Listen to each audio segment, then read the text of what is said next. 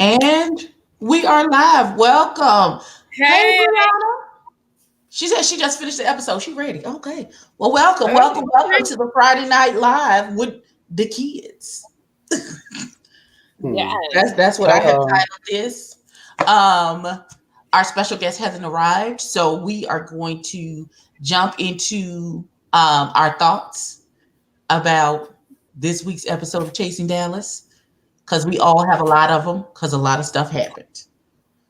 So if we want to, I know everybody knows who everybody is, but if we want to stop with Really B, you want to say hey to the people? Hey, y'all. Is that what that's what we're doing? Welcome, everybody. Thank you guys for coming through. I don't get to hang out in Big Sister's room often, so, I'm ready to cut up and have a good time, Right. Yes, bitch. Hey y'all, what's up? Yes, Bitch TV here, honey. Thank you guys for watching. Welcome. Yes, God. Yes, God, honey. Yep. El Teddy. What up, people? What up? It's me. Y'all know what we do. Y'all know what we Serving get. Trey, girl. Serving Trey. No, we're not serving trade will be served. We're not serving trade, the trade will be served. Child.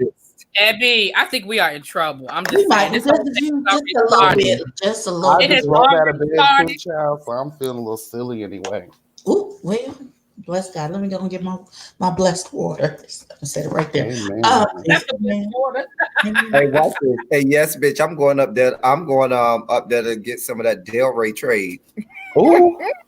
Girl, you know what? I was just telling a friend of mine the other. That's like, oh, them Del Rey days. Try Del Rey and Boynton. Let me tell you Yes, something. God. They might, kill your ass in the backyard somewhere, honey. But that's fine. Charlotte, I too. used to have this dude that I used to mess with back in my college day who went to Suncoast, baby. Oh, okay. Shut up. And that was our 305 segment. I have no idea No, what that that was meant. not 305. That was 561. That was Palm Beach That's County. 561. 561, That sounds like baby. Florida talk, and I have no Well, idea about any of these things. Well, yes, bitch. We trying to get El Teddy to come and hang out with us this summer. He got a lot going on this summer, a lot of traveling to I do. might be able to. Right. It's looking good. It's looking good. Okay, I'm about to say he might be able to slide through so we can all hang out a little bit and get. This is gonna be my birthday, so it's gonna be a party from the minute me and Abby touch down. It's gonna be a party, okay? I know that's right. And then you ain't gonna be able to tell me shit like get my wand because I'm carrying the wand the rest of the time. Me and Abby Jonathan, gonna have you don't want to know. Oh, Jonathan, Listen, I contemplated getting the wand with the sensor in it to be mailed to me, so I have my wand before we even get I just ooh, maybe no. I want to get my no, wand. We're not going down Harry Potter Lane. No, we're not. Because y'all say y'all coming to Orlando, right? Yeah, we're gonna be in Orlando for a week. Mm-hmm. Yes, bitch. I'll be rolling through Parliament House for a night or two. Yes. So are we going to Parliament House with y'all? No, you would not be going to Parliament House, boo. Sorry, no. What is the Parliament House? What is at the Parliament House? Is there food at the Parliament House? We want to go to Parliament House. Why we can't hang out with the girls? No, you don't. What is the Parliament House? It's a bathhouse. Oh no, we ain't going to bathhouse. Wait a minute. Listen. I've never been to a bathhouse before. Believe it or not. So you can let El Teddy give you that experience. We'll be waiting for y'all when y'all get done. We'll be waiting for y'all at the bathhouses. I think I'd have to. I'm an advocate on you should never knock it until you try it. So I probably would try. So we gonna be at the restaurant waiting for y'all and some shrimps and stuff. Don't wait up. Listen, y'all can go over there. The diamonds. Y'all meet us over there. Hell, what's the name of the crab place in Orlando? Hot and Juicy. It's another spot that I'm gonna show y'all in Orlando that has the all-you-can-eat lobsters and all-you-can-eat crab as well. That just made me I love seafood. It's right on I Drive too. What you say, Abby? That made you what? That made my little fat heart happy. Let me tell you, the dance, child, the fat dance. Like, right, when the food gets good to you. Right, you get the dancing with your food. No, I don't Yes. dance. Okay. Do they have a bathhouse for women? No, because we don't do that. Mm. We- Yes, they Well, I do. mean, Yes, women do. I know some women that do. Yeah, there's women. some stuff, child, like, Hey, Mother's, mother. mother's laughing at us. Hey, mother. Okay. All right, so let's not belabor the point. I guess we better get on topic, huh? Right. So how yeah, was how our did we get overall? here? Okay, before we get into the El nitty-gritty of the It's shenanigans always that El Teddy. happened, I know El Teddy, your soul was vexed by this episode, but overall, how did you like it? Give it a scale of 1 to 5. 1 being a Tyler Perry production, 5 The shade. being a David Wolf production. Go. The true fall from grace. I Wow. probably would give it on a scale of 1 to 5. I would give it a 2.5. Okay. Okay. 2.5 stars. 2.5 stars. That's not that bad. That's not that bad. Loretta Really B? bad. I was thinking a 2, and only we'll save that last 5 minutes for last. I mean, I'm separating. She told me to separate. That's what I said. That's what I said. I'm taking that last part out. But the reason why I say it 2 is because I still feel like they are not connecting things. Things still aren't making sense to me. And Well, what constantly lying, it's not going. Okay. I was just glad they have a lot of I'm just saying that's why I said it 2, because I'm still not seeing. Yeah, go ahead. That's why I said it 2. Yes, bitch. What's your rating for the show? Oh, believe it, 0.3. Jesus Christ. I mean, on a 0.3. scale of 1 to 5, I'll probably give it like a 4. A 4. Okay. You know, the only reason I'm giving it a 4 is because my husband was featured. You know what? My husband. Well, we know you. First of all, when you said your IG name is Wuda is mine, You Okay. did do that that. thing took me down. Wait a minute. I had to go to Instagram to go see this Boodalee's Booty. No, I'm not into no. He can keep that. He can keep all of that. I don't like when your butt is too big because then you more shaped like a girl. I don't like all that. I like my men to be male shaped. Catch the story. Now you got to catch the story though. Season 1, he told like he was a big girl. Listen, I already talked to a couple friends that got some peen pics too. I might send them to you, honey. So you know, I got to get the real deal, honey. I don't play them games, child. We don't play them reindeer games, honey. We have to get the real deal. Oh, Shawnette said the episode was boo boo. The reason I liked it a little bit is because, you know, not because my husband was featured, honey, but I really felt as if they talked about something very important, which was the trans situation. That's the only reason I'm going to give it close to a 4, because we know Chasing Dallas has a history of throwing some, you know, social issues up in their mix, and I can appreciate that. And it was a pretty lengthy conversation too. They didn't just shortstop it, so I did appreciate that. So that's what took it over a little bit for me. But as I do agree, would really be make it make sense. We're back where we started with season 1, where we're just like, what the fuck's going on? Right. Okay. I'm gonna give it a 2.75. She almost made it to a 3, but Markel took it down a quarter of a point. Girl. What's Like, you know, as much as I love him, because Markel is my boo. That is my boo. I love him like a fat kid love cake. Y'all be going hard for him, child. But I do love Markel, but this episode, in order to have friends, you must show yourself to be friendly. Girl. And if that is your first interaction with someone who you don't really know, and you're trying to build some type of friendship with, the first thing out of your mouth should not be, you're a terrible singer. And then proceed to shade you about everything else after that. Oh. Right. Uh-oh. Said the or that you're getting fat. Like, right. What was that about? again, when you're walking in the realm of insecurity, that shade is extra. That man is insecure, honey. It shows. He is shady for no reason. He's just like Aaron Hernandez. He had no motive. Check this bitch for CTE, honey. Yes, girl. I'm not doing this with you. And I tried to be nice this season because some people are like, oh, you're being really nice this season. I'm like, child, I'm doing my best. I'm doing my best to be restraintful, and it's really hard because when you have people like George and people like, Markel, it's just like, wow, like, where does your shade make sense? We need some backstories here on what the fuck happened when the cameras were off, honey. You know what I'm saying? And it's just so confusing right now. And it's just like the shade, you think that's going to keep you up. No, honey, it's going to put you down. And he keeps saying it's fun shade. But your shade has a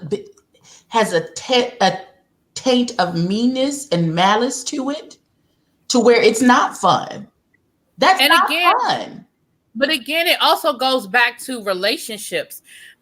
Me and El Teddy can shade each other in a way that somebody else can't shade me if I don't have that relationship with them. You know what I mean? And I feel like this is your first time meeting Carrie D.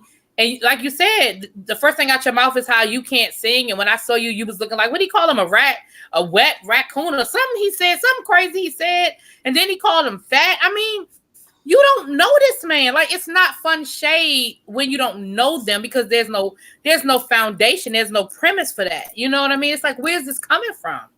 Right. You can't walk in a group of people and treat them as your lifetime homegirls or homeboys. You can't be like, oh, hey, bitch, what's tea? You can't do that with people you don't know. That's disrespectful. Exactly. You can't, even with me as a gay man, I hate when people be like, oh, girl, like, if you know me like that, if we're just like kikiing, like, we can have that. But a person that completely doesn't know me at all can't really get that comfortable to just stay and do what they want around me. And Markel was very disrespectful, and it was very mean. And it was just like, I commend Carrie D for, again, staying firm in her shit and being her own person. Because at the end of the fucking day, when you got negativity like that trying to rain clouds over you, no, you got to push them away, honey. You got to push them away. And then he tried to invite him into shading Reese. Right. Knowing he don't know that man like that. No. And I think Carrie was I love the way Carrie handled that. Carrie was like, I just feel like, isn't that a conversation you should be having with Reese? Like, I don't. And he very nicely basically said, this is the kind of friend that you are, because this is supposed to be your boy. What Belize say? I knew she said something. I knew Belize had said something. I knew it was Belize. Markel has a great imagination when it comes to throwing shade. She should have used that. Oh. Child, I didn't. The little clips I saw gave me like rejected Lifetime tees. I don't know. Child, I didn't. What clip? They showed a clip. When did the first episode is very brief, girl. It was very brief. Very brief. Okay. Yeah, I never saw it. Okay. Yeah, I love Carrie too. I can't really, with these two, it's so overtly done that it's just like, wow, I'm tired of it. And I think the viewers are going to get tired of it too. Troll. Get that troll out of here, Abby. Yeah. That's exactly what we're going to do. Yeah. Let me get my phone so I can come in and I can mod. How long does it take your bitch ass to tell you kiss my ass? How long does it take me to do that? What happened? Where's the shade at?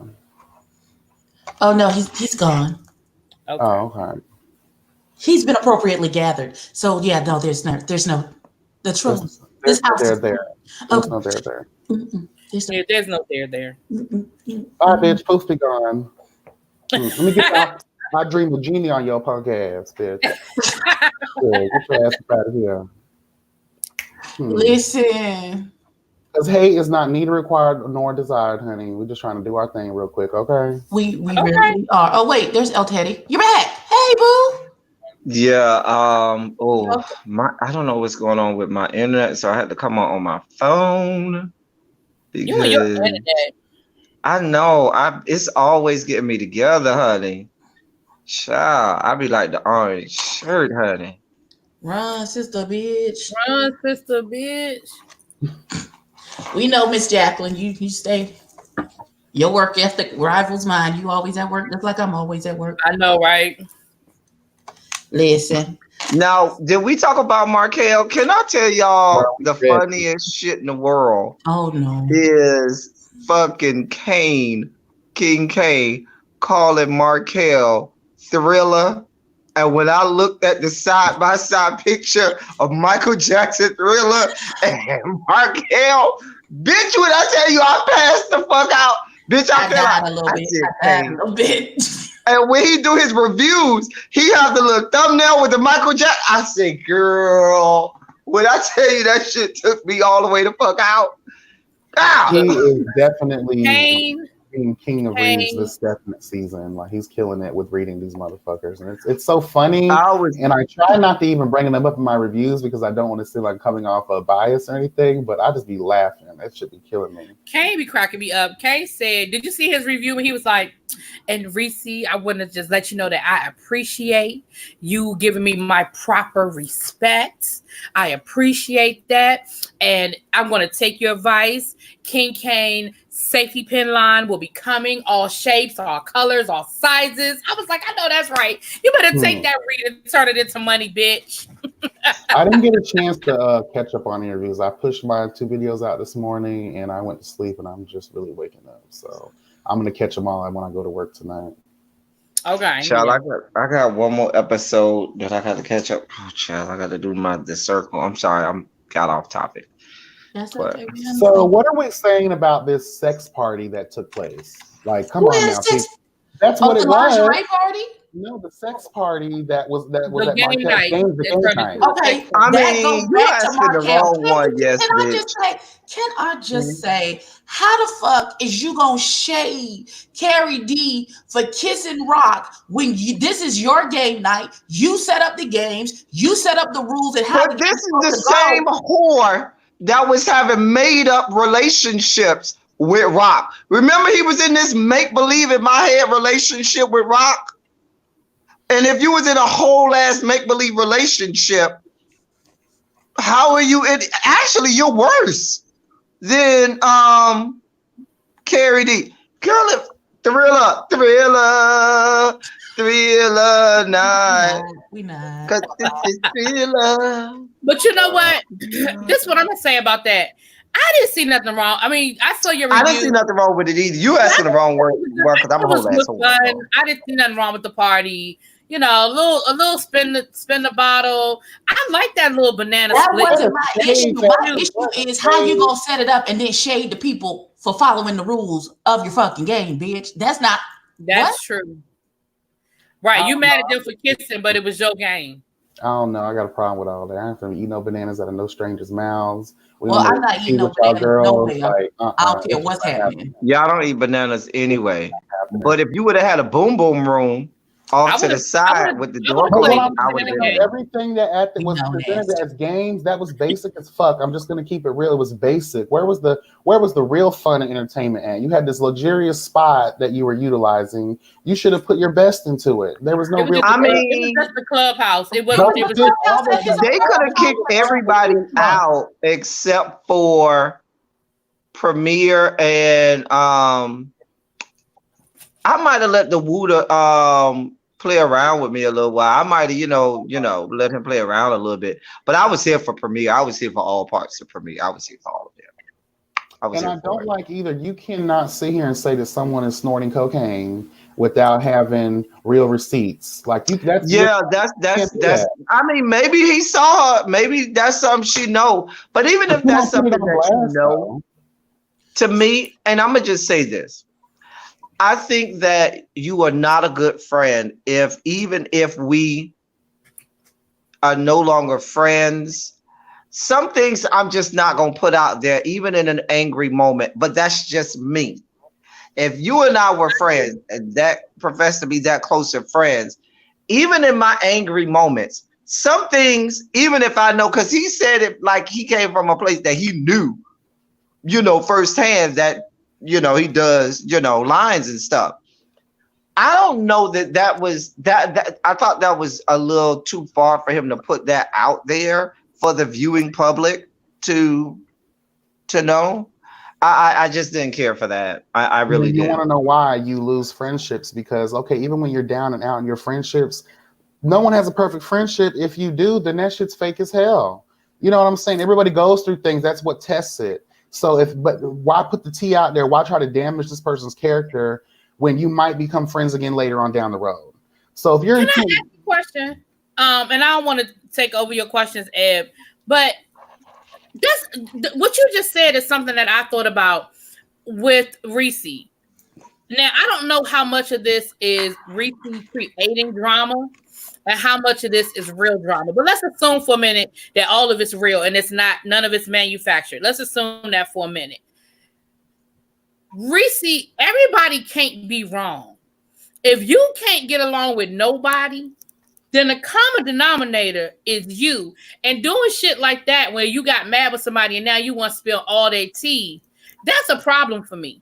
Like, I can fall out with somebody and I will hold their secrets dear because those were things they told to me when we were friends. I'm not going to be running out here the first chance I get telling all your business. That's just not how I roll. Now, if you dog me out and you start telling my business, then we got a whole nother conversation. But if we just fall out and we cool, I mean, it just was what it was. I mean, whatever you told me is what you told me. But him and Premier were friends.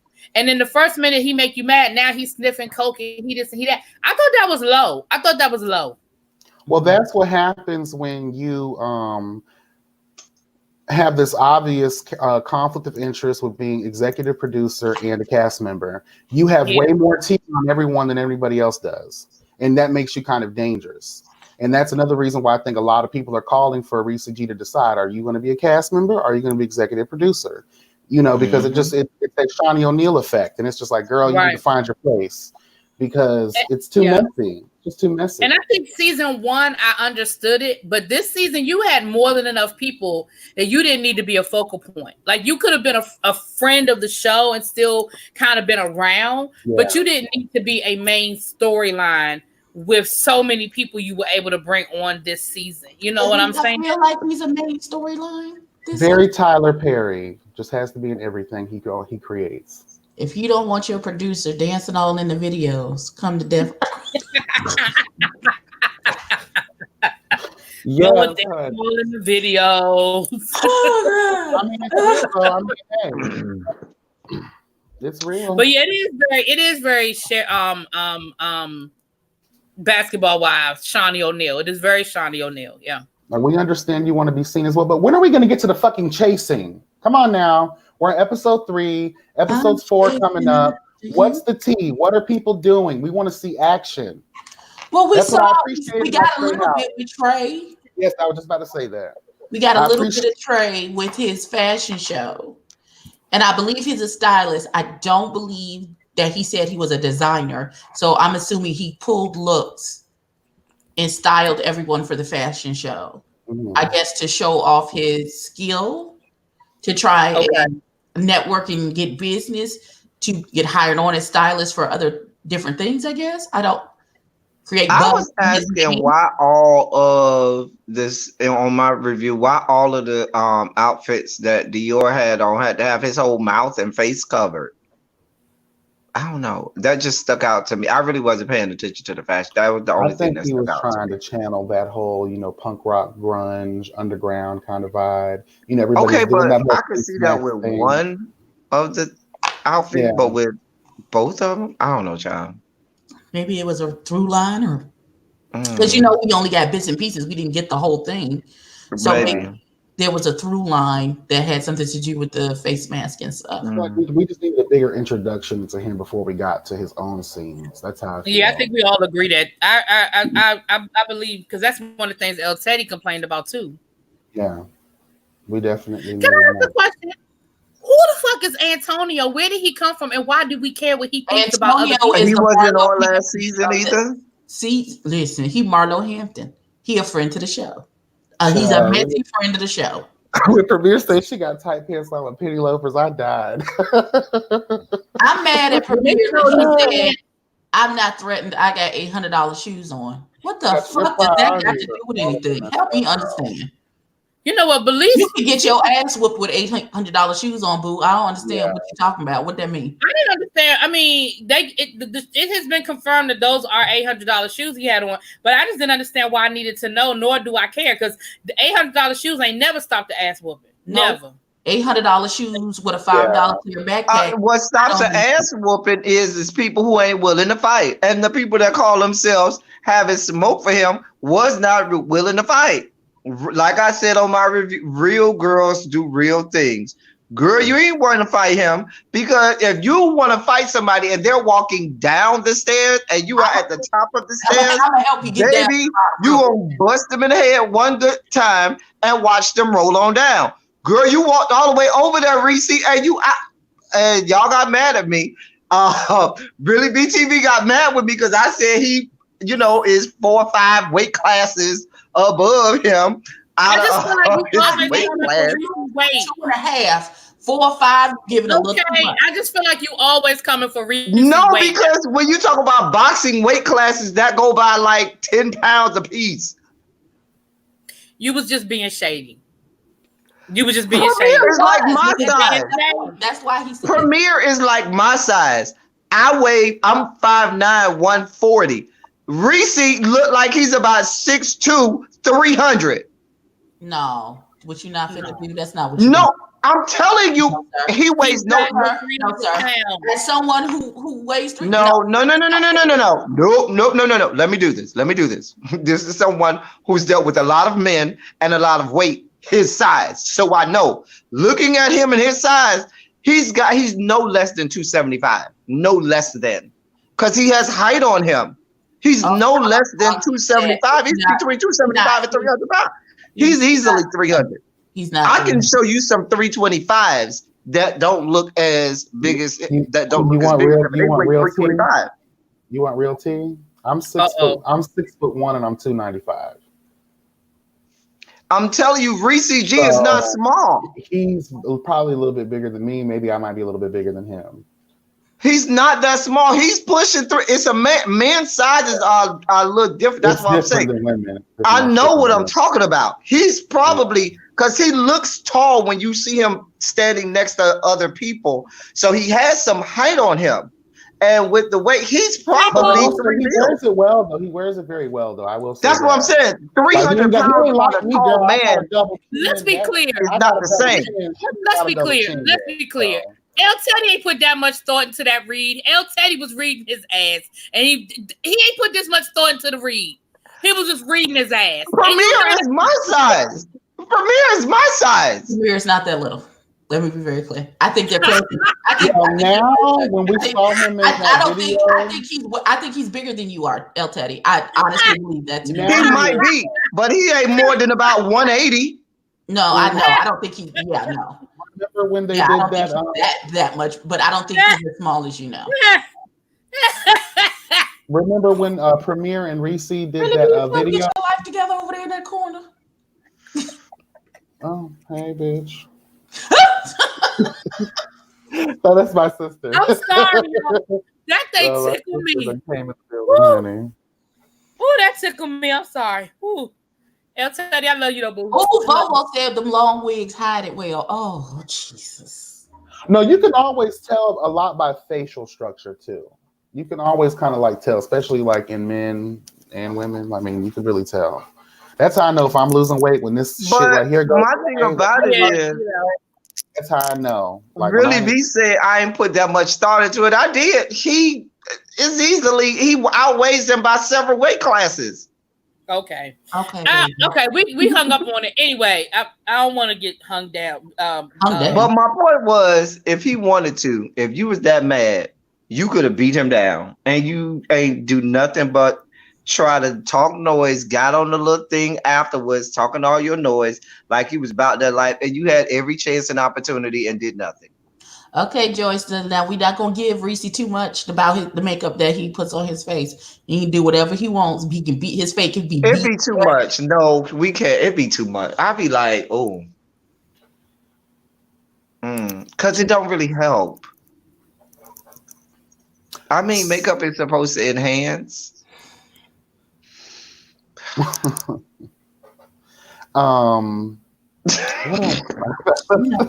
No, can we talk about one good thing? I can say one good thing about this episode. One good thing about this episode was we only got like the first 5 to 10 minutes of having to deal with Birkenstocks. Oh, Bishop Yeah, we Georgina. did Bishop Georgina Long. Yeah, once that conversation, because he'd be too much for me. I can't. To me, he's just way too much for me. It just be way too much with Birkenstock for me. And I don't know if y'all feel the same way because y'all been watching a lot longer than me. But Birkenstock gets on my nerves. The way he be blatantly lying. And I ain't been watching long enough, but I know you can look at him and be like, "This is first season, so we're right where you are." Oh, okay, well, good. So y'all know he be lying. Like I know you be looking at him like, no, we know you lying. Yeah, he showed up as the Easter Bunny in one of the episodes. He didn't have from a place last season, but nobody knew who that was.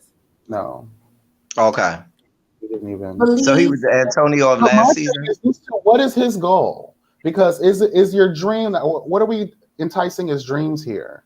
What are we? Because we got this narrative that the dreams that everybody that we're recording is and things in fashion and things of that nature. So is the funeral home business and working at TD Bank? Is that going to be? But let him tell it. He done already made it and arrived, and everybody's beneath him. Let him tell it. This is how when you've made it, when you have $1 million extra in the bank, that's when you have made it. In my opinion, $1 million extra in the bank. That's when you have made it.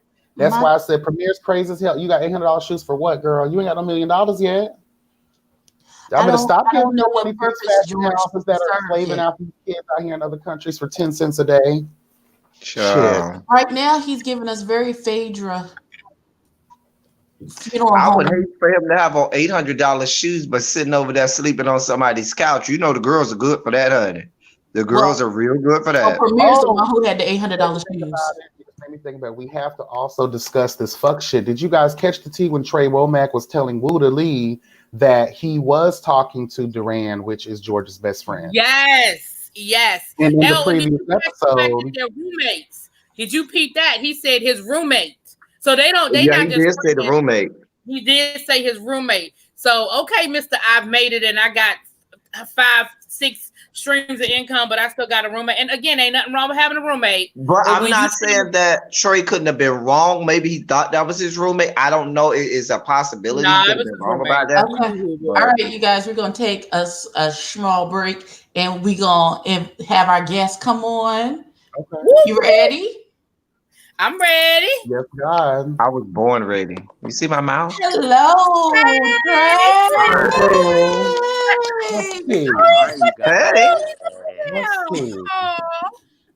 Oh, you're so adorable. How old are you? Because I swear I could be your mama. I am now. When the show was taping, I was 22. I'm 23 now. I had a birthday in November. Yeah, we could be your mama. Yeah, my son just turned 25, so I can. Yeah, they could be your grandma. They could be your grandma. El Teddy, we're not doing that. Why you got to do it in front of company? Why? They could be your grandma. What's going on? What's going on? Nothing much. Appreciate you. Thank you for joining us, hanging out with us. No problem. No problem. Yes, you guys are dope. And things. We see you over there. Okay. Put your little chest out. Okay. I'm actually trying to find something to wear. We have a meet and greet on Saturday. The cast, I saw the flyer for that. Mm-hmm. Yeah, so that's what I'm currently doing now. Okay. So. I know that's right. Okay. The meet and greet is in Dallas. Yeah, it's at this club that a lot of the people perform at. Reese, Dior. I should drive up there. That's just like a 2-hour drive.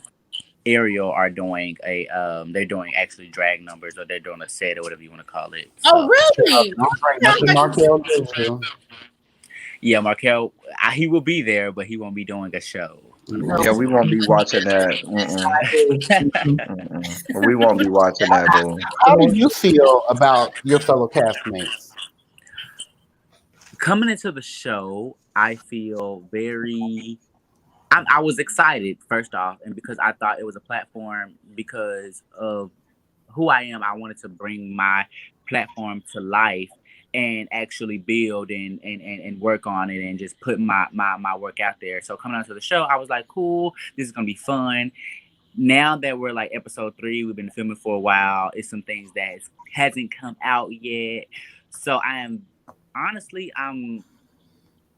a little scared because it's a lot to take in, especially dealing with these 25-year-old plus people who have a hard time, I feel, accepting the fact that a younger person is on the platform and is doing well and doing what he wants to do and actually defining the term chasing Dallas. I have a question since you mentioned that.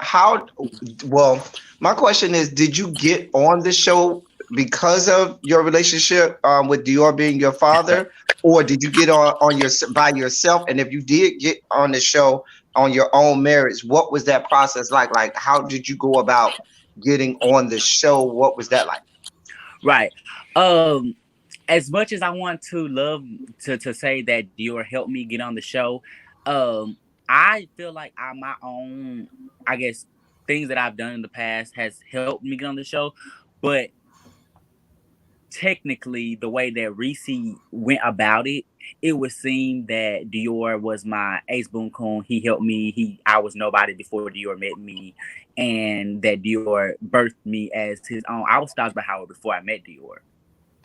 I've been working for 3 years since I graduated high school to kind of perfect my brand. Now, when I met Dior had, and the way Dior picks his kids, he picks the people that he sees that is already putting work, effort, who's already trying to figure out their way in life. He's not picking people up off the street and molding them into like the Oprah of Dallas. So I feel like, I feel like I came on the show by myself, but the way that it was portrayed, it was like we had to do a screening process. Now, when I did my initial audition tape, I got an email saying, we don't feel like you have enough going on for the main cast, so we do want to offer you a B cast role, which was fine. I was like, as long as my work is being shown, as a 22-year-old or as at that time, you take what opportunity you can get as far as if it's a good opportunity for you, you take it.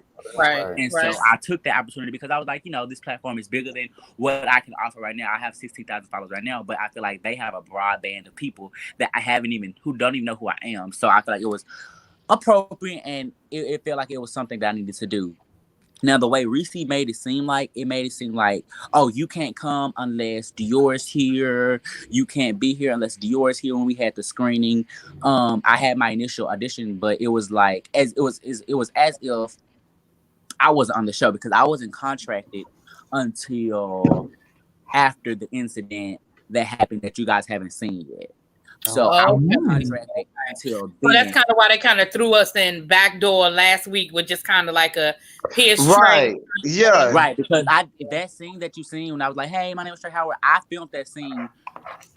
I don't know if I can say this, but I filmed it Wednesday, the day before. So it was it wasn't like it was pre-planned or anything. That scene, I didn't, because Reese I asked Reese, I was like, hey, do I get to get an intro? Do people know who I am? He was like, no, the main cast is going to introduce the B cast. So I was like, okay. So I guess the people higher up was like, no, we feel Trey Howard needs an introduction. And so Reese was like, hey, can you film on Wednesday? I was like, yeah, I'm getting off work. It's fine. And that's how they you're the only one that we see chasing anything. I mean, we saw episode 3. Yeah, so far. I mean, I know we only 3 episodes in, but so far, right. I mean, we do know George is chasing everybody's man, so that's not true now. Well, we did see Trey had the tattoo party, so we did see Trey have a tattoo party. But so I mean, no, don't do that because we saw Markel doing whatever he was doing with that movie. We seen Trey. We didn't see Trey Womack do a tattoo. We seen Trey Womack do a piercing. He did a piercing. He didn't do a tattoo. That's true. That you're right. Well, shade. That was some shade. Now that was some shade. It was a little shade. I thought it. The girl didn't come with the coin to get the tattoo. Shows Okay. Is it okay? Well, if I I wasn't ask a invited question? to that party, so. Oh. Yeah, you I mean, weren't there. when you come into places in Birkenstocks, I don't expect you to have money for tattoos, but that's a whole nother She had story. vacation And wait a slides minute. on, girl. She had Did you vacation see? slides on. Wait a minute. Did you see how? But wait a minute. Did you see how Duran looked like a banana boat with that damn yellow top and them lime green bottoms? I don't know Duran, but I know I haven't met George a lot of times. I met George maybe 3 or 4 times in this whole filming process. From what I can see, he started off as a mess pot, but I have grown to love George more than I have safety pins, and so What? Call that young man he's more authentic, honestly. The way he's been portrayed, I don't know what the editing room is doing. I mean, he said it, he's there, he's done his dirt, but honestly, he's more authentic than Kane, honestly. Because what y'all don't know is Kane turns up when episode 1 started. That's when King Kane became King Kane. Because other than that, he was Cedric. What is that? Who is that? That's the shade rattle from RuPaul's Drag Race. I'm just practicing. Shade rattle. Oh, okay. Do you feel the show thus far has done a good job introducing you into the cast? Do you like the way it's coming off so far? No, not really. No, because what I will see is the feud between EP and I. Oh, spill it.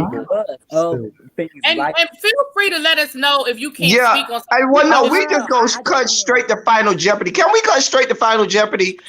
Trey, how do you really feel about the fact that Reese G is both executive producer and a cast member?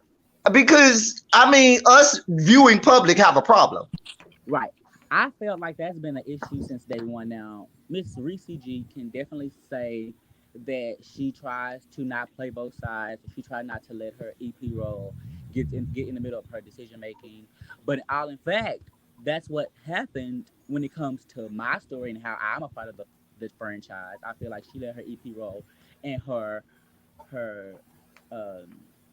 lust after one of the castmates deter her from actually being an actual castmate, because me being friends with the show is like ridiculous if I'm a 22-year-old fresh guy. I mean, all the other people are 25-year-old people who are really, I feel, aren't doing anything but shading one another.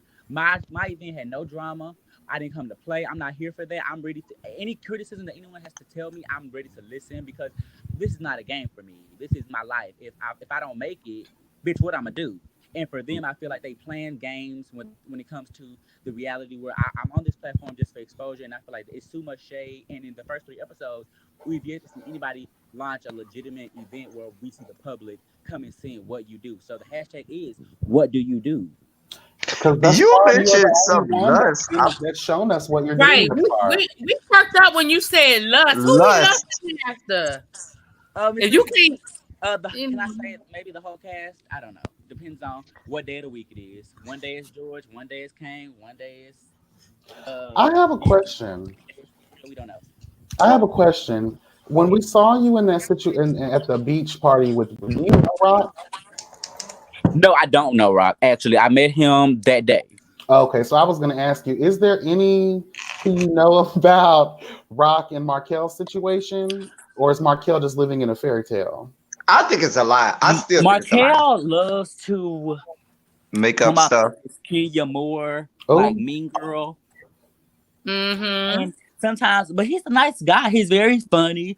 But it's something like when the show starts, like I've noticed that some of the people that I felt like were genuine are now becoming these people I don't even know. Like honestly, they're letting the comments, they're letting the views, the critics go to their head. It's crazy. It's like ridiculous. They're not even the same people. Mm. Wow, that's because I'll be honest. I mean, I reviewed the show last season, and Markel was my boo. I'm not, everybody who watched my reviews, they know I love me some Markel. But and I've told him, like, I'm not saying nothing I haven't said. And his response to me was, "Oh, it's just fun shade. It's just fun shade." And I'm like, but it's not. And he's gonna say that all season. He throws his fun shade all season. And it's like, girl, are you saying it's to hurt people, or are you saying it's for little kicks and grins for people to repost you? because sometimes your fun shade can be a little hurtful. It is. It has a It's not flavor of fun. bitterness to his shade.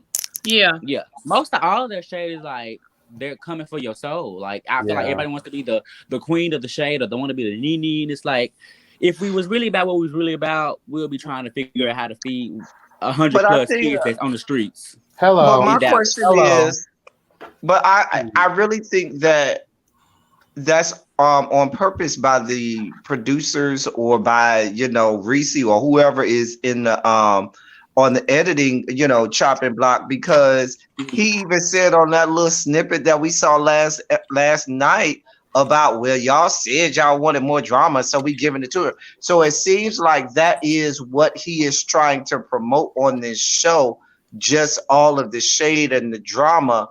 I mean, there's just, like we've already said, we only get bits and pieces of a real storyline. Right. Really none of the whole trying to make it in this world and things like that. And then we have debacles like what we saw at the end of the episode last night that I still haven't had a chance to go off about, but I'm coming back, bringing it back together. But anyway, we're gonna let Abby take her platform over. Hold on. We're gonna let Abby take her platform over, because I have more questions too, but Abby ain't said nothing. Coming. I'm cool. We good.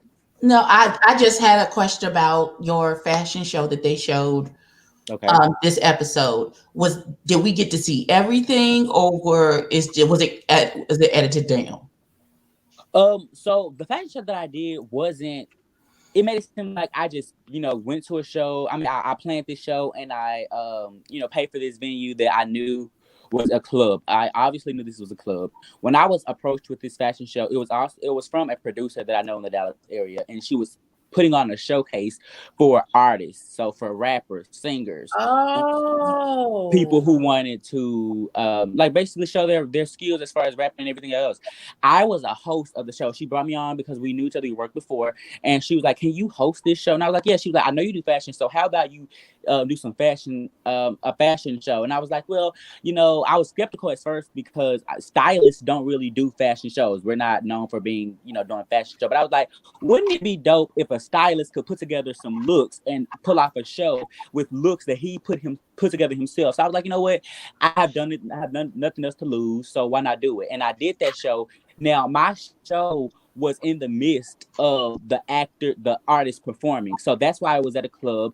That's why the venue was at a club, because they needed mics. The focus was the artist. I was just a part of the show and adding my little flavor. That makes sense now. Okay, yeah, that makes sense. So that wasn't your fashion debut. No, right. Okay, that makes a lot more sense now. It was a fashion showcase. It was my first time putting together a line of me styling, head to toe looks. That's basically what it was. Okay. Well, that makes a lot more sense then. That makes. I was so surprised when Dior shaded me because he knew prior to that. So that was interesting to see. I did have a question about that. So for people, myself included, I know the terms. I know different people's situations. Like El Teddy on the panel, I know he has gay kids. So for people in the chat, and like I said, educating me as well, I guess in you and Dior's situation, I know that he's you're one of his kids. Can you sort of, I guess we didn't get a meet a cast video on you. So can you maybe give us a little bit of information? Like, are you from Texas? How did you become his kid? What you're comfortable sharing, I guess. Okay. So I was born here in Texas, Dallas, Texas. I'm from Fort Worth, which is like 30 minutes or whatever you want to call it from Dallas. We all identify as the same thing, DFW. When I graduated high school in 2015, Dior approached me to be a part of his gay family. Now, at that time, I didn't come out until I was 18 years old, so I'm was late into the game. So I was still figuring out who I was as a gay boy or whatever you want to call it. And he approached me. Now, I knew about the gay families in Dallas, and from what my knowledge was, it wasn't anything good. I knew that they were people, some family stole, and some people did scams. Some people just, had sex with each other. So I wasn't comfortable being in that light. So a year had passed, and he finally reached out to me again, and I had been following him for some time, and I was like, he's a dope, guy in the gay community, and I feel like he wouldn't be talking to me unless he had something to talk to me about, whether it be because I seen that he's a hairstylist, so he's about his money. And so we finally cut to present day. Now I have two gay dads, Dior and Jarrell. You'll see Jarrell later on this season in the debacle that happens. He's one of the main people. He's one of the main people that get into it. So you'll see he's not on the cast. He wants nothing to do with Reese at all. Okay. I have a question too. Well, My question to you. Can you finish answering that one? I thought he was done.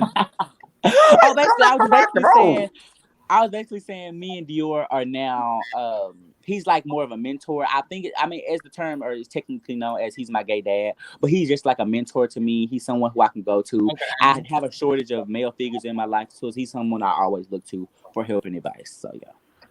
Okay. Am I okay to go now? Because this ain't your channel. Yeah, Thank you. So this is not your channel, boo. Wow. Can you answer the question, please? Thank you. My question to you, Trey, is this: you being from Dallas, which the DFW area. So this is a great question for you.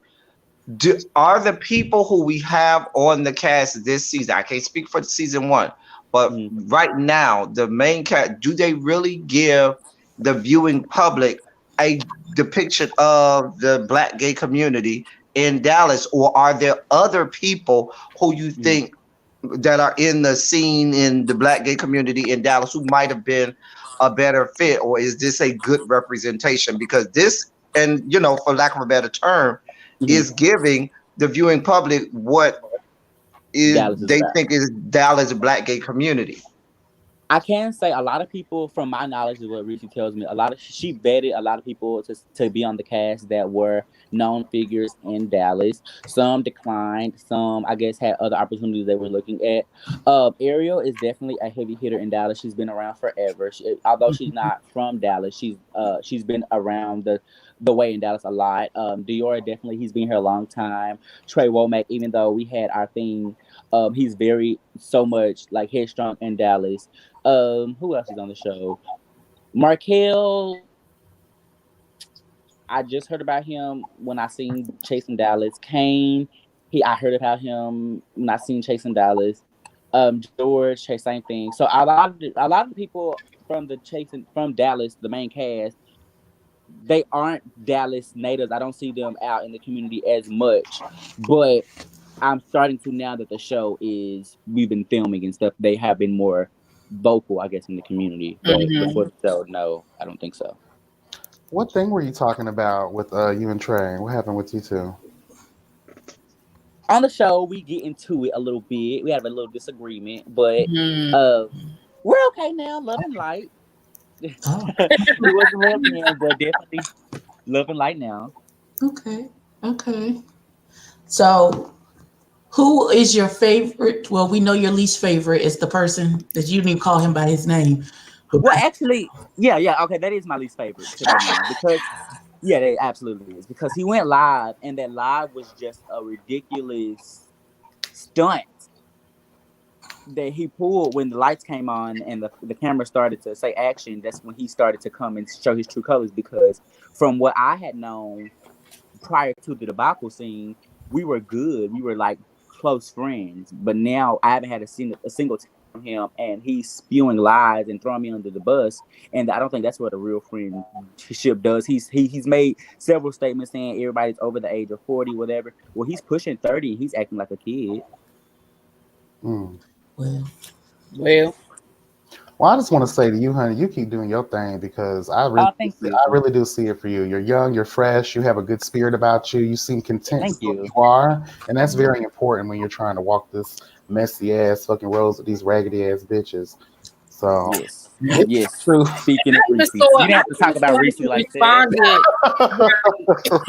And I even saw how you responded to Yes Bitch's review when he, threw a little advice, he threw a little critique, and I even saw how you responded and said, "Thank you, I appreciate it, and I'm gonna take some of that into consideration." Even how you responded, but everybody doesn't. Trust me, we do. Everybody on here does reviews, and I'm talking about.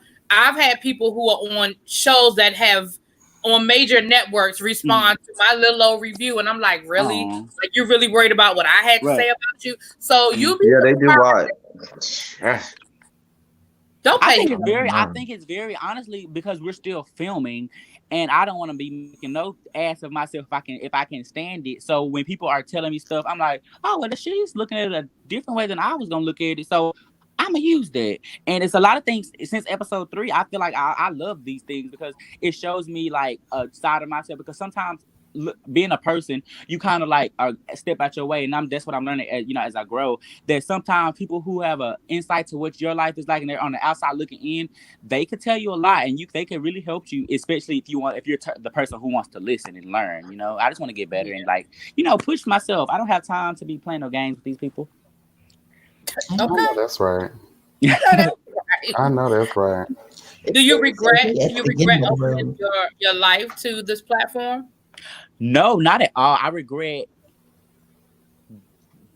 being vulnerable with some of these people that had no intention of supporting me, aka Reese.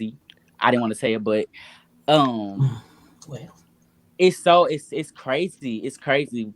The game she plays, it's so crazy. Y'all have to. I have a question for you, Trey.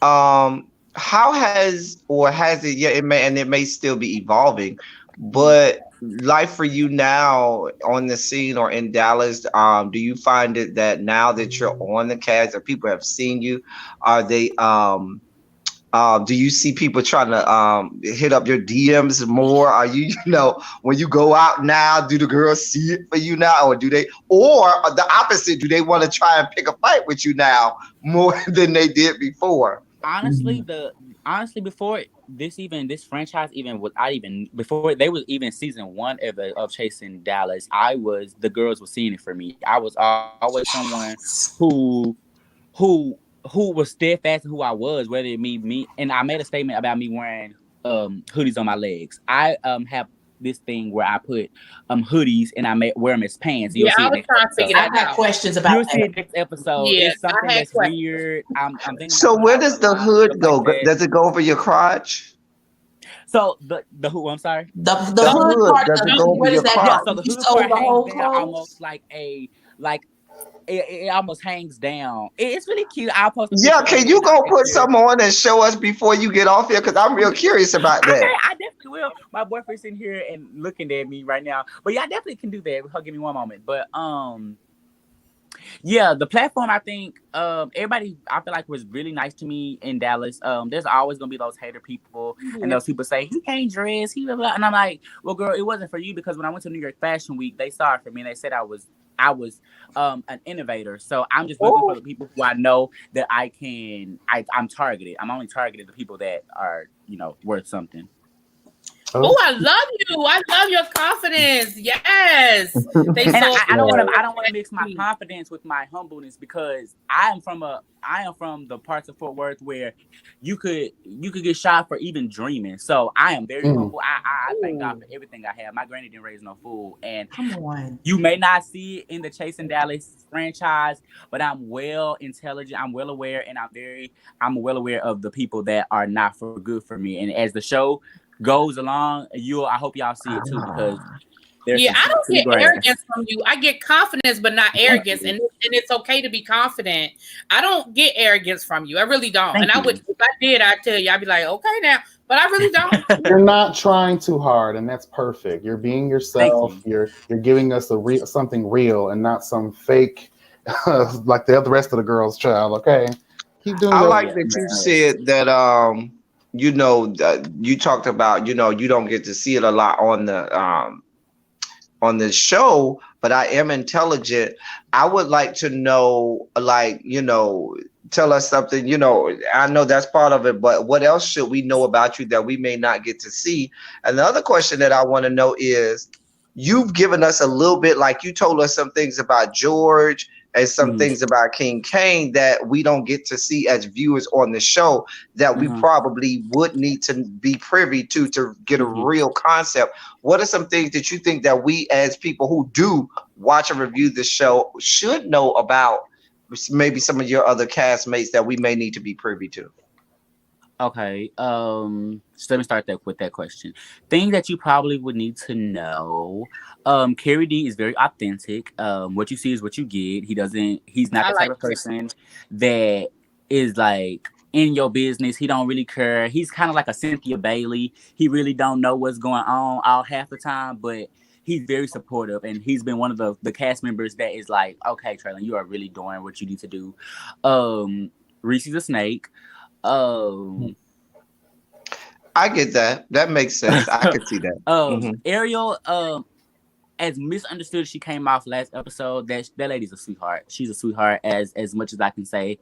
Even the thing where King Kane was saying that I told him that he was shading her. I didn't know her then. That was a year ago, and I adore her now. She's somebody I look up to. She can sew her ass off. I'm actually getting back into sewing because I feel like it's another step in like the fashion process. So she's taking me under her wing to even just show me little tips and stuff for that. So she's a nice person. Dior, he's very giving.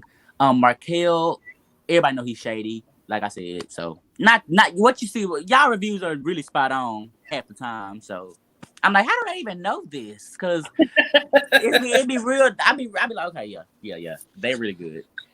I appreciate just the fact that you put a heart, because everybody says I'm the meanest person in the world in my reviews. And I think, oh no, that first review I seen of yours, I lost it. I just could not get over the read you would give throwing Reese. I was like, finally, somebody is like actually going toe to toe, because this lady is crazy, and you gave me my life. I was so. Oh, well, thank you. I was like, but let me tell you, because you.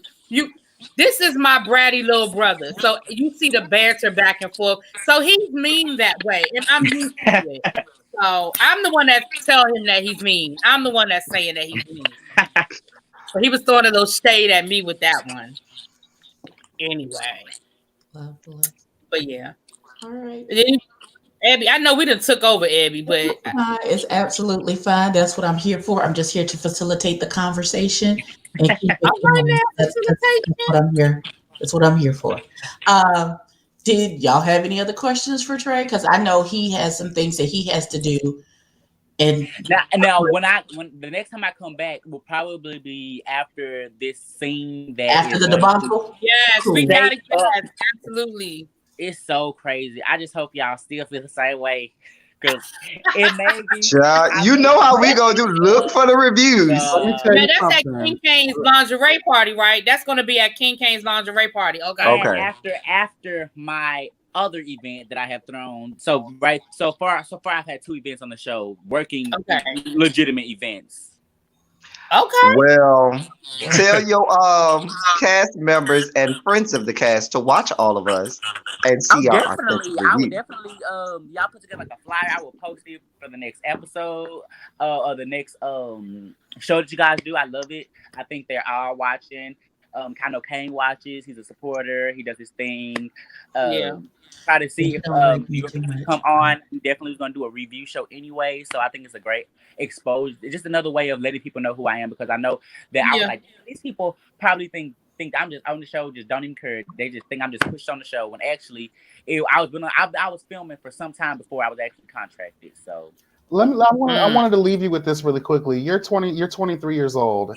Yes. I guarantee you all the girls on here are way older than you. Okay. Yes. Leave you with this. Do not feel bad. Do not feel bad about how you respond to their fuck shit, because it is their job and their duty to be leading by example. So if you find yourself in a place defending yourself amongst the rats, you got to do what you got to do, honey. Don't apologize for that. Thank you. If you know that your intention is pure, you're trying to do the right thing. Thank you. You know, I love when you're doing your review and you were talking about the fashion. I felt it all up and through that video. I want to tell you that I was like, if anybody could understand something that as clear as that, I felt it with, and especially when you were talking about you name it. All the art. I like only somebody who is invested in the fashion industry can even give you a name. So for that, I was living. So thank you. Yeah. Oh, you're welcome, boo. You're welcome. Yeah, the chat is loving you, Trey. I know you probably can't see it. If you go back and look at the replay, the chat, I don't know where that feedback is coming from, but the chat is loving you. I did drop your IG, but is thank you. anything else? Oh no, you good. Is there anything else like your Twitter or website or anything? Oh, everything just Styles by Howard. Okay. All right. So y'all can find him on Styles by Howard on Instagram, Twitter. You're welcome, bro. Thank you for coming on. We appreciate it. Oh, thank you guys for having me. I will we've see you enjoyed guys it. next time. It was our You have been great. I think you are. Oh Lord. Let me say this, and you can let me know if you feel the same way. Yes, bitch. For us, who are of a certain age in the Black gay community, just knowing that there's a breath of fresh air with some of the younger Black gays lets us know that it's not going to be all gloom and doom. That all of the young Black gay guys are not just messy and not just that there is some good, solid, wholesome, got they head on their shoulders Black gay males that are coming up. Child, because when I was your age, you don't want to know what I was doing, honey, or who I was doing. Baby. He was a hoe. It's okay. He was a hoe, Trey. He was a hoe. A whole ass whore. A whole ass whore. We're going to take it from Hold'em to the kingdom. I'm just going to continue to pray that you nurture that discernment that you have. Shondo. We're going to pray that you nurture that discernment that you have. Always listen to it, and it will never let you go wrong. That's what I want to do. That's the mama in me. Oh, thank you. Okay. I want to hear my mama's heart to you.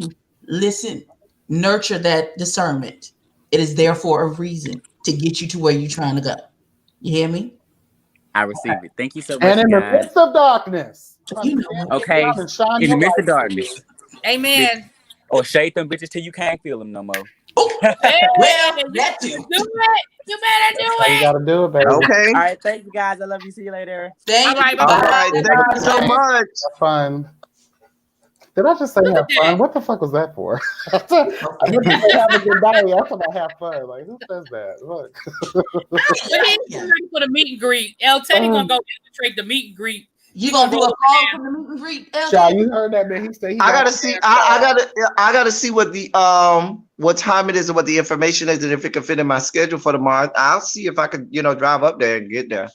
That'd be nice. But the question is the shade. The question is Reese gonna throw your ass out when he see you?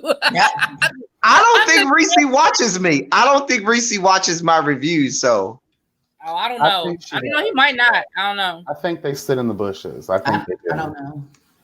I think Reese seems like the kind of person that watches all of it, whether he comments or not. I think he does. I think he's one of those people that seem like he checks the hashtags every morning and see what's being said. Yeah, I believe. Thanks for the click, honeys. Okay. Thank you. Please subscribe. First of all, Ariel subscribed to me today. Oh, I freaked out a little bit. She subscribed to me last week. She won't be subscribing to me after my last review. Yeah. Probably not. Yeah, that's probably not going to happen. Yeah. And look, and she done won over. I mean, he won over Belize, and Belize is a hard critic. I really liked him. I really did. I really enjoyed him. I really did. I'm glad you muted yourself. Thank you, Lord. When I meet people, it's even when I'm just watching them and how I rate in my reviews. So sometimes when people are like, "Oh, you think you just know us like that?" It's just like, girl, when you have to get the discernment, you can see past all the fuck shit, and we can see who you really are. So when I first saw Trey in his introduction in the previous episode, I was like, "Yes, God, honey, I'm living for this energy." There's, when she could have been shady, she wasn't. And that when you're kind and you're graceful like that, that says a lot about your character and who you are. Absolutely. Yeah. I feel like he was raised right. Right. You could tell there was some good home training there. You could tell there was some good home training. Right. One thing that that we didn't get to talk about, but I would love to ask him about is his relationship with his gay dads and things like that, how that plays a role into, there was nurturing from his, parents growing up, and then there's cultivating, once you get to this age to see, and how that, Dior and Jarrell and them, and how they go about that, helping him navigate that. And if that is a part of him being able to not be as, because when I see Dior, he seems to be one of the few on this show that seems to, have a stable, not be off their rockers, you know what I'm saying? And because he doesn't throw as much shade. He does throw some sometimes, like when he was in the little confessional with Ariel, they had a little bit, but he isn't, overly messy like some of them just try to be so bad.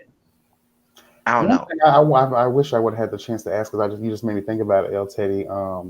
One thing I know, maybe it's just my traumatic experiences, but I've known people to join houses based on, and meeting gay parents based on the fuck shit that's going on in their own home. So I wonder, what's the relationship with your parents? That's probably why it took him so long to join a house, because he didn't come from fuck shit. So he don't know how to live. And that's why I said whatever you feel comfortable sharing, because I know that a lot of times there are stories there, and that's why I said that whatever you feel comfortable sharing, because I know the background. Because I was a little shocked that Dior threw the shade too. I was very shocked. When Dior was, I was a little shocked. I said, now if anybody on this show that should have his back, that's who should be having his back.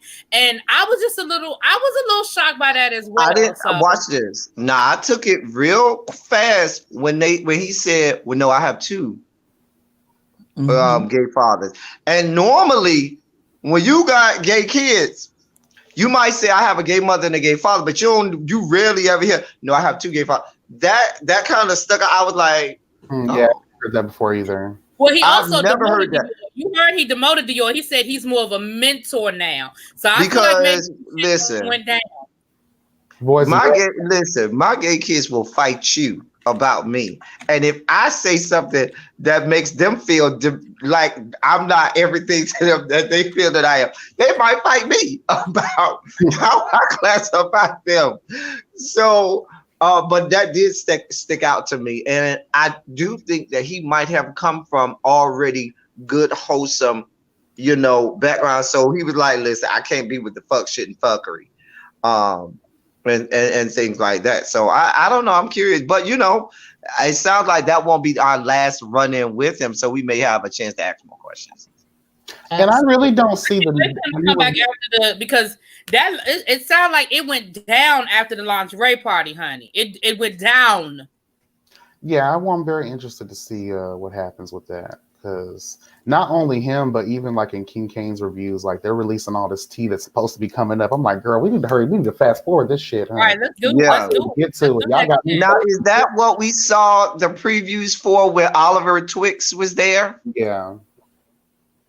I don't know. I think that's another event. There for the fight. It was something else with Oliver. Oliver wasn't there for the fight.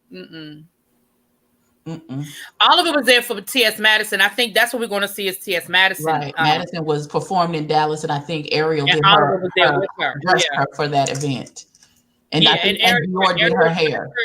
And Dior did her hair, yeah. So we're going to see a lot of that next week, I think that I know for a fact, listening to what Trey said, well, let me not say for a fact, I believe for a fact, listening to what Trey said about how he was spliced in to that episode last week where he introduced himself and he was saying how they just filmed that like the Wednesday before. I kind of felt like what Reese said in his confessional this week was in direct response to King Kane's first review, when King Kane was like, you know what I do, Reese, why you throw that shade? You know what I do. That kind of hit me left field. I thought we were building a friendship. And you saw how Reese threw that in there this episode. Everybody know what Kane does. Kane, that was just a little bit of fun shit. And I said, now that sound like that was a direct reaction to, and again, that goes back to Reese being EP and being part of the show. You don't get to just, and I know the reality shows do it. That's not what I'm saying. But I'm like, let it play out the way it plays out, because now you're trying to change. In my mind, you're creating narratives after you've already filmed. Because if you was throwing the shade, you was throwing the shade. Let the shit fall. Well, the thing about it is this too. it's apparent that they tried to be slick. And what I say by that is this. I feel like somebody was thrown off the show or somebody was excommunicated from filming. Or arrested. And that's why they're giving it to us backwards. Some of the stuff they've said, and the people, you know, Kane alluded to it, Trey alluded to it a little bit now. Some of the stuff we're seeing now in these first couple episodes were filmed after stuff that we're going to see later. And meaning people were brought on the show for the purpose of, you know, filling up the cat after somebody else or something happened and somebody couldn't film no more. And I don't know. I kind of feel that way. Like there's some type of shift in the, I don't know. I'm just talking out loud. Let me shut up. No, I see exactly what you both are saying because there's no more cohesion now. Episode 1 started off perfectly. I felt like there was going to be a lot more cohesion with the scenes and the relationships. Mm-hmm. We were going to have like full, like true tea being revealed as filmed, not some shit that how Chasing Atlanta was, where Girl or G Status, where we had to go back, child, and be like, what's going on here? Like, you make it make sense. If it didn't happen, don't film. If it's not filmable, then we don't need the storyline. Because if you're going to give us some film tea and give us something and leave us wanting more, I'm not watching all your live stories. I'm not going to be clicking over this fucking video trying to be updated on some shit that happened a year ago. No, God. And I shouldn't have to. We've said that before. We said that about Chasing Atlanta. I shouldn't have to log in to your IG or your Facebook every week to know understand what the hell is going on the show. Especially if y'all have been filming for 6 months. They've been filming since the summer. It's no reason in the world why I shouldn't understand what's going on. Child, that's the trick. I just thought about it. That's the trick, girl. That's the trick. Maybe that's how they're getting all these motherfuckers together, girl. That's how you keep the train running. That's how you keep your clout. So maybe this is intentional because they know it's going to make people, you know, follow them. Maybe. So, Abby, do y'all want to touch on the Ariel Versace piece now, the trans situation, or? Oh, the Malaysia. I'm sorry. I don't want to steal your train. I apologize. Ariel Versace. I thought it was Ariel O'Hara. It is Ariel. Who's Ariel Versace?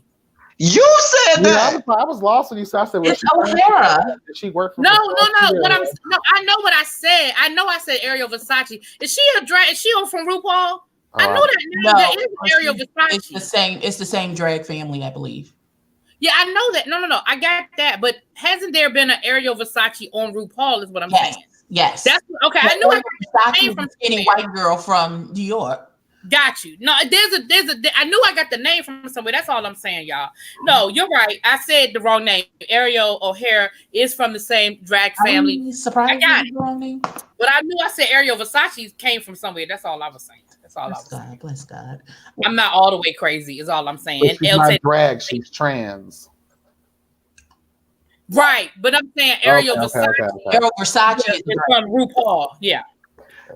Can I ask this before we go down the yellow brick road? Abby, did you see my review? And you're the makeup girl. Yes. I felt like her makeup in that confessional, like they just did like that with some powder. In her face. Let me explain what that is. Y'all see me do it all the time. I put a concealer, maybe a shade or two lighter than my actual foundation under my eyes. It's supposed to brighten under your eyes. And depending on what powder you use to set it, that will determine how it looks. Now, I used a yellow colored powder under my eyes, so it's not as bright. If you use like a white or a translucent powder, which I have and I have used before, it'll leave it even brighter under your eyes. So that's why it looks like she may be ashy. It's the color of the powder that she used to set her makeup under her eyes. That's why. Because it was like all like this whole, I thought somebody took the baby powder and went. Hey, Abby, I knew that. Aren't you proud of me? I knew that. Yes, I saw you. I knew that's what it was. I got you, boo. Yes. You proud of me. Yes. I ain't know nothing.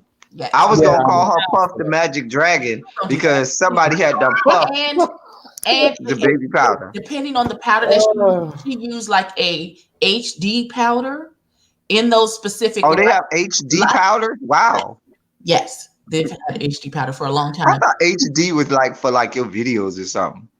Oh, high def. There's technology in the powder. It's the reason it's called HD powder for you to take high definition photographs. If you use a specific type of powder, HD powder under your eyes, it reflects light. So if the lights are too bright, she may not even, if you're in regular light, she might not even look like that. Her skin may just be even all over. It's not until the lights hit it and reflect off the powder that you see the bright. Can you get in her DM to help that woman out? We're good. Huh?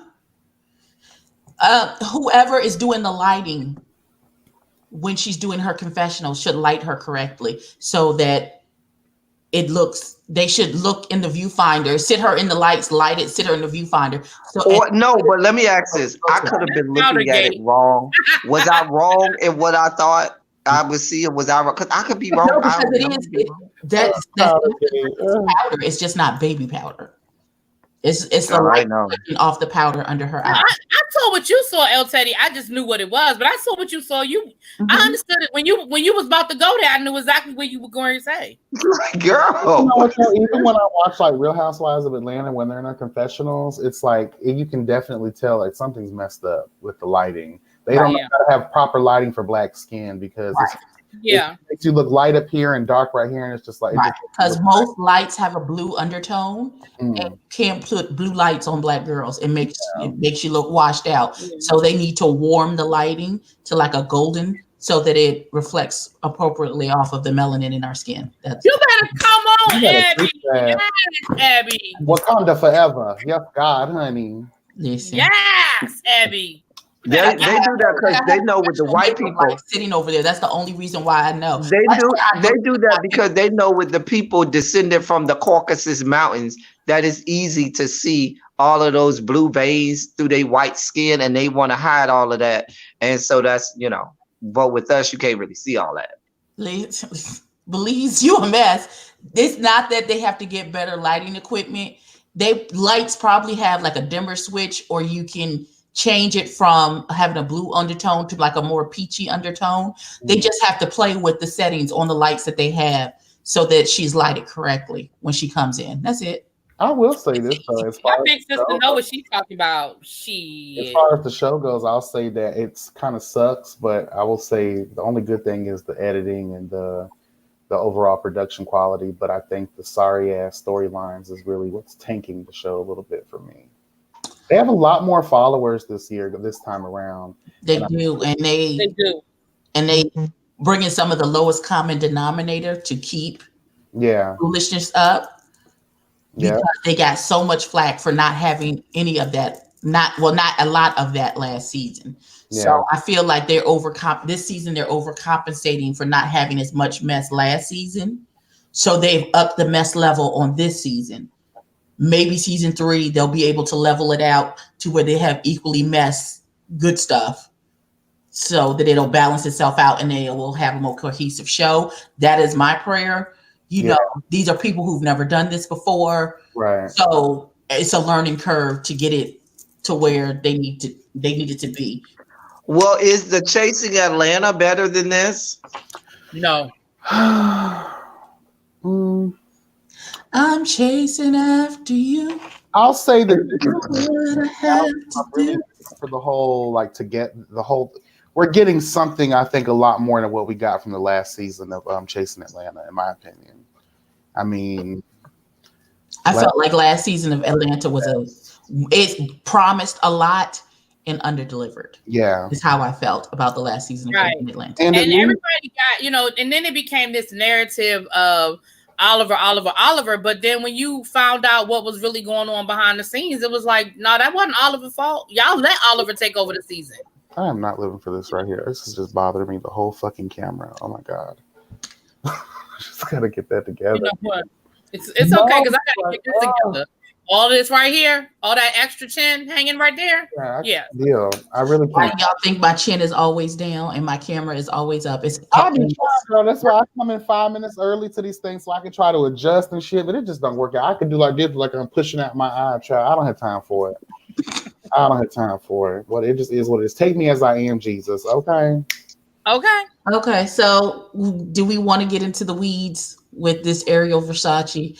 Listen, on my review, like at what I was taught. Listen, I understood the depth of her anger and where the statement came from.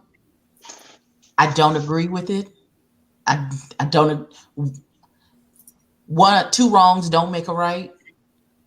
Two wrongs don't make it right. But is it wrong if she's thinking what most people feel?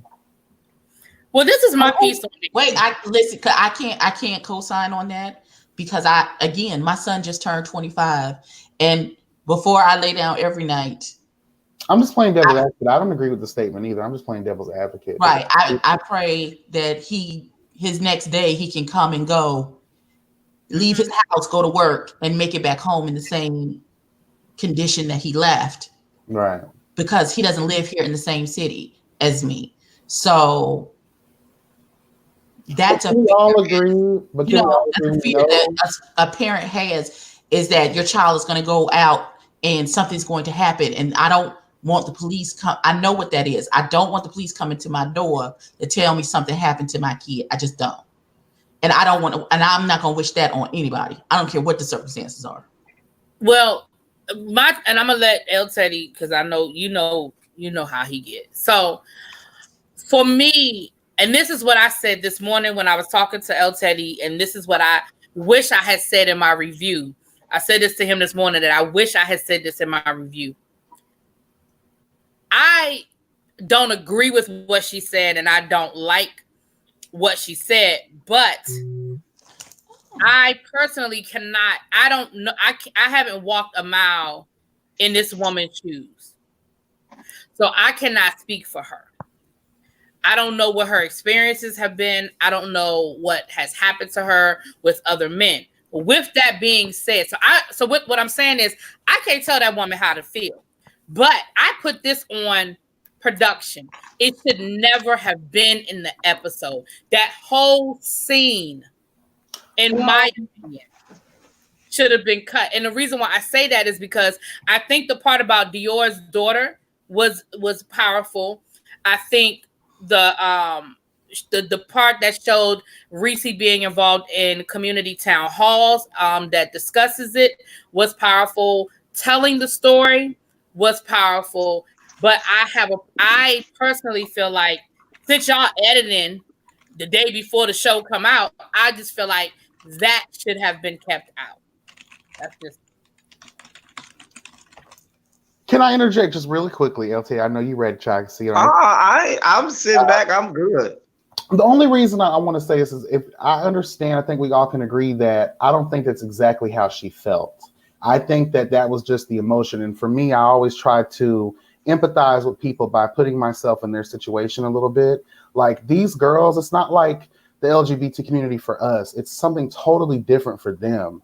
And when you're constantly by your own people, like I said in my review, it's just like black on black crime where we're killing each other as well. And it's just like, when this thing is happening over and over and over again, there's a boiling point. And I don't believe she really felt that way. I think that she just said it out of anger. I also agree they probably shouldn't have aired that. They should have edited that out, because that scene kind of was long. But I do appreciate, because we have to kind of put ourselves in the emotion of it all. No matter how evil it may seem, no matter how backwards thinking it may be, but we got to understand that this is something tragic that's happening. Even though we understand that, these motherfucking police are out here killing our black brothers and sisters too, and we know that something needs to be done about that as well. But I don't feel as if she really meant that. And I feel like, even down here with the B-Love situation in Florida, like, that's not too far from me. A friend of mine knew her. You know what I'm saying? These people out here killing the girls, like, in the most heinous of ways, like Jeffrey Dahmer type tease. Like, no one has time to be leaving this earth that way. But I get the emotion behind it. I just feel bad that it came off that way from her perspective, because me, I'll call it out when it needs to be called out. But I don't think, sympathizing, trying to relate, I don't really think she meant it in a malicious way. I just think she was in the moment. And I agree with. But then I think it should have been edited out, or at least she should, like El Teddy. I'm gonna let him speak for herself, or she should have been in that after show to speak on her comments. Right. I'm gonna shut up now and let El Teddy speak. Go ahead, boo. I really be done said all my stuff,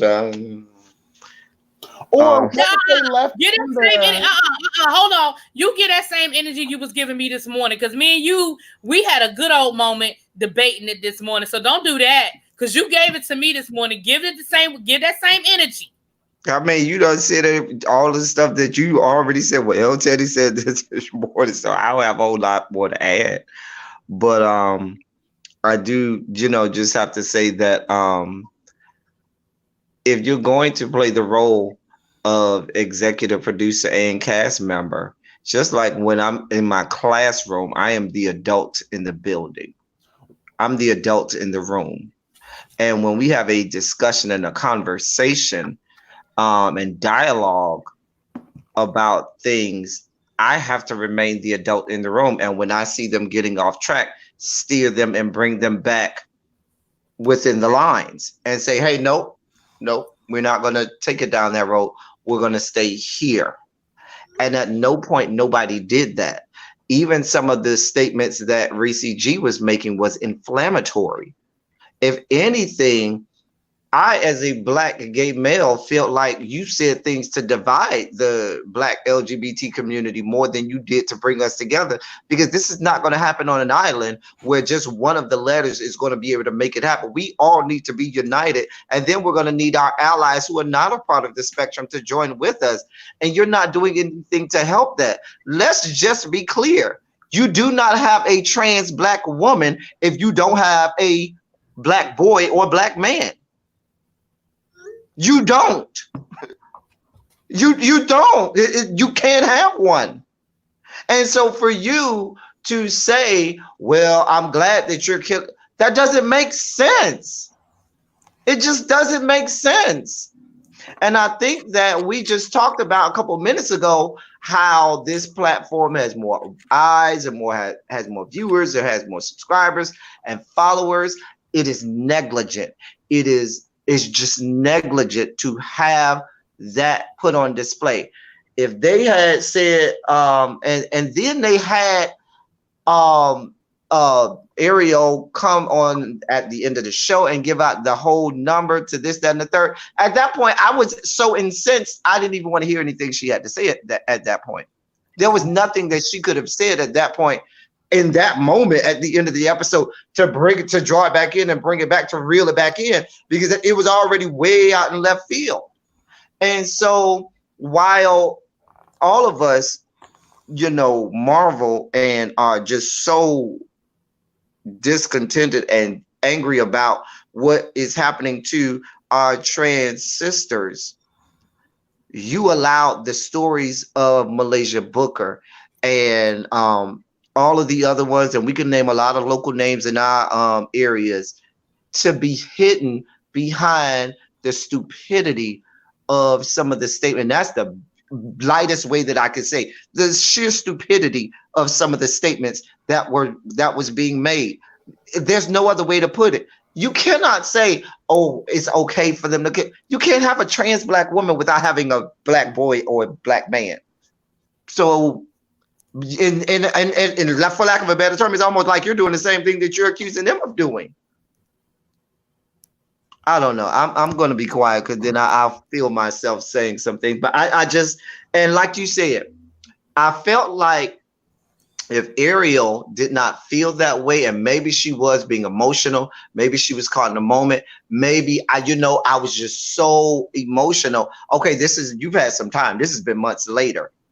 And so I probably would have, even if I didn't go on the live that was on the official channel, I might have did my own, live on my Instagram or my Facebook or something, or said, no, can I have or even ask Reese, can I have an opportunity to get on the platform and speak, because I would like to, really get out how I feel after having some time to think back. And then there would have been an opportunity for you to reconcile and say, you know what? I did say that out of anger, and I really did not mean that. And I really, but there's been none of that. that I've seen. Like, you all can enlighten me, because maybe there is, and I just haven't seen it. But I didn't see Reese G taking any of it back, saying, we should have thought, about that. I haven't seen her do it. Frankly, I haven't seen any of the cast members come back and back up off of those statements that were being made. And like I said, if you're killing off all the black men, you're killing off all of the people who were in the room that you were sitting with. It doesn't make sense. It does not. Yeah, and again, let me clear it up, because I'm reading the comments. I'm not saying that I agree with what she said. What I'm saying is, on shows like this, it's a reality show. People are going to say things. People are not always going to say the most politically correct statements. People are not going to always say the right thing. She has a right to her opinion. I don't have to agree with it. What I'm saying is, we as the public should never have seen that. I'm not saying she was right or that she does not. Yeah, those words came out of her mouth. But what I'm talking about is the product and the integrity of the show. We should never have known that she said it. Or if they were going to keep that in, then it should have been addressed appropriately, like El Teddy said. Then that should have been a conversation. Last night's live should have been with Ariel and discussing what we saw. You know what I mean? Like, wait a minute. If this happened back then, and they knew that this was coming out, and Reese knew that edit was coming out, why didn't he, when she filmed that PSA for the end of the episode, at that juncture, say, I made some remarks in this particular episode out of my anger and horror over the situation with Malaysia Booker, and at no point in time do I believe that it's okay for the police to go around killing our black men. Point blank, that's all we needed.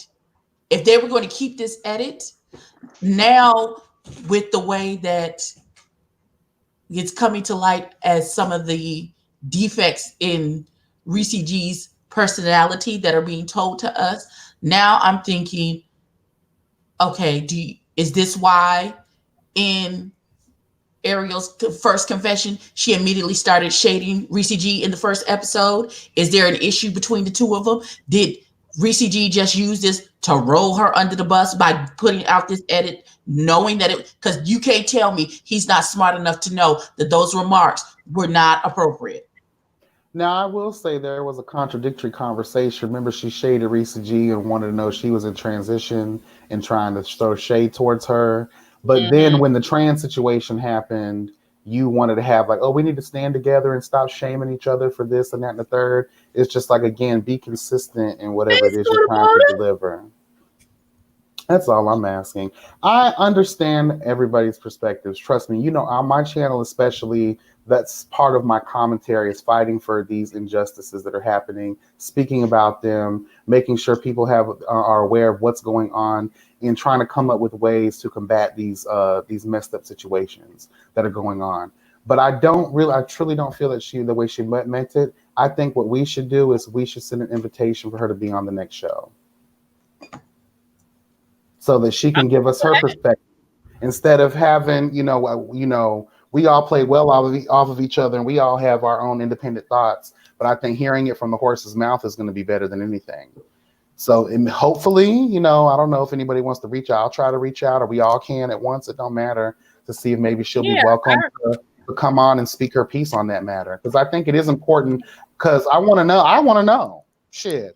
Y'all got me. I'm in retrospect thinking about, I want to know, what did you truly mean behind that? Because I don't want to be defending something, because if you didn't come back knowing that this was going to air and try to defend the situation or try to, lessen it by giving an explanation on what you really mean, I need to know your true thoughts on this situation. Do you really feel that way, or do you not feel that way? Because it feels like she's standing 10 toes down in it and said, it is what it is.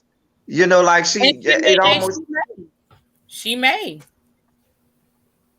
Well, that I will think that's why we need to talk to her, because I want to understand if there has to be some more deep-rooted trauma for her to have this outlook and this perspective. There has to be something that has happened to her growing up in her life that has her having this point of view. Everything happens for a reason, and when you really hate something, or you're really hard on it like that, again, when situations happen, you're speaking from an emotional place. drunk people tell truth. Sad people also speak truth too. But I want to know what she meant by that. And I think speaking to her and getting her perspective would definitely, help out a lot. And plus, I'm very interested to hear her perspective on the show. I think it'd be interesting. I mean, we could definitely extend. I know, like you said, I know she follows me. She follows Abby. She's commented on my video, so we definitely reach out to her. I'm okay with that. I'm definitely okay with that. Yeah, I know I got a bunch of comments earlier. I haven't had a chance to really respond to any of them, but I know she commented recently on my review that I did today and the ones I've been doing since I started. So I'll try to reach out to her and see what's up for the next time. See if we can do something and just I don't want to bombard the child. You know what I'm saying? I just want to have an open discussion and just get the tea because I do want to know. I do. Okay, me too. I really enjoyed this, y'all. I gotta get up and get ready for work. We've been out here for a long time. I always love hanging out with y'all, even that brat over there. You. I live for this dynamic. Cause I'm always the brat. I don't be calling you nothing. Every show, every chance you get, bratty this, bratty that, bratty this, bratty. I'm always the bratty one. I am always called names. I don't call you no names. If the shoe, I never call you a name. You a lie. Watch the documentary. I always just say it wasn't because he had a bad childhood. It's because he had CTE, baby. He had brain injuries. He had a pretty good childhood growing up. His mom was a piece of shit, but that was about it. And his daddy too. Cool. But I'm just responding to one of the comments about it. He wasn't because he had a bad childhood. It's just because he had some brain problems, baby. When this is gone, everything else just withers away, girl. That's the truth. This is the shenanigans and the foolishness. All right. Well, this feels like a good place for us to end it. It's been an hour and 40 minutes of very good conversation. Thank you so much for having me on. I appreciate it. It was my pleasure. As soon as he reached out. Thank you for having me on as well, Abby. I've enjoyed it.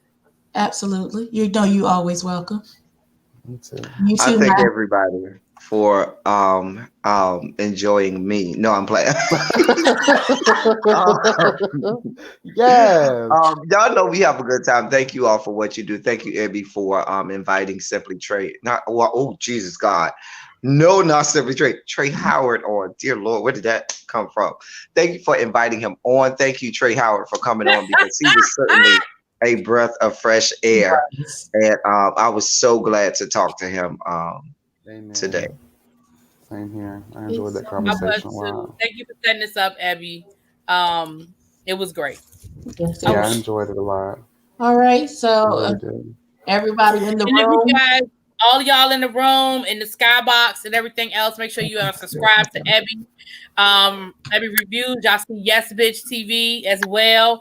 If you're not already subscribed to El Teddy, I make sure y'all subscribe to El Teddy. But y'all know y'all better have my girl Abby on there. Y'all know we trying to get her to her 1,000. Yes. Yes. Hurry up so I can stop appearing in videos in my pajamas. Thank you. Girl, that's how you keep it real though, honey. Listen. How you keep it real. Well, that's them thirst trap videos. Abby gonna help me take some thirst trap pictures while we down in Orlando. Child, let me tell you something. I saw I was in the replay the other day and I saw it. I said, child, I said, she is sitting, honey. I said, you better work it, girl.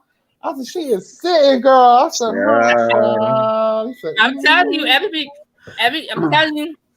Listen. She got Africa printed right here too. I said, all right, girl. Listen. Welcome to the motherland.